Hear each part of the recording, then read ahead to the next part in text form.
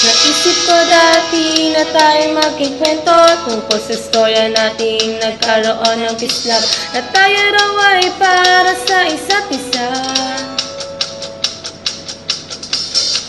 Naisip ko ang pwesto ko'y malapit sa'yo, at ngayon ay hinahanap ka, kasi hindi ko na alam kung nasan ka. Oh, naging komplikado sa hindi pag-uusap na nakasira. Bagay na sana'y naisip mo at mga pader na hindi masira. Ngaya'y nakatayo sa maraming taon nang hindi nag-uusap. Gusto ko rin malaman kung nasasaktan ka rin ba tulad ko. Wala akong magawa sa ating tadhana, biglang nasira. At ang ating istorya ay mukhang natuluyan na.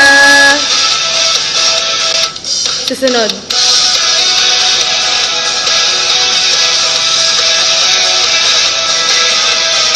Paano nangyari to na ako'y kabado habang ika'y nakatitig, at ginawa mo ang lahat para umiwas lang?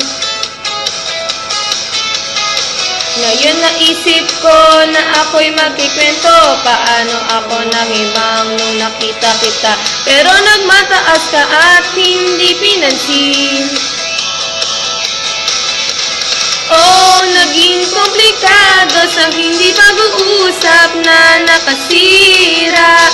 Bagay na sana'y naisip mo at mga pader na hindi masira. Ngaya'y nakatayo sa maraming taon nang hindi nag-uusap.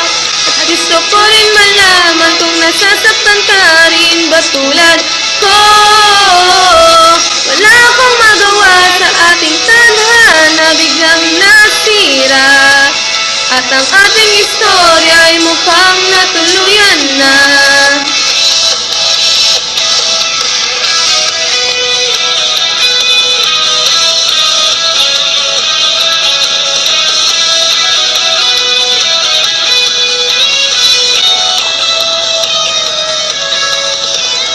Mukha man itong paligsahan, sino ang walang pakialam, pero gusto ko pa din pag nandito ka sa aking tabi.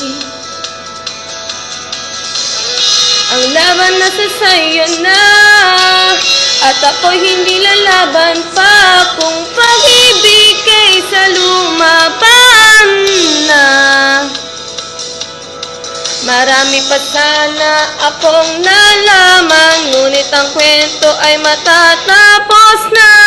Ngayon'y nakatayo sa maraming taon nang hindi nag-uusap. At gusto ko rin malaman kung nasasaktan ka rin ba tulad ko. Wala akong magawa sa ating tadhana, biglang nasira. At ang ating istorya ay mukhang natuluyan na.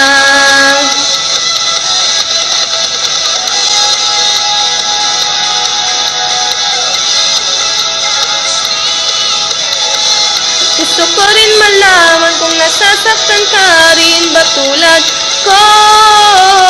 Wala akong magawa sa ating tadhana, biglang nasira. At ang ating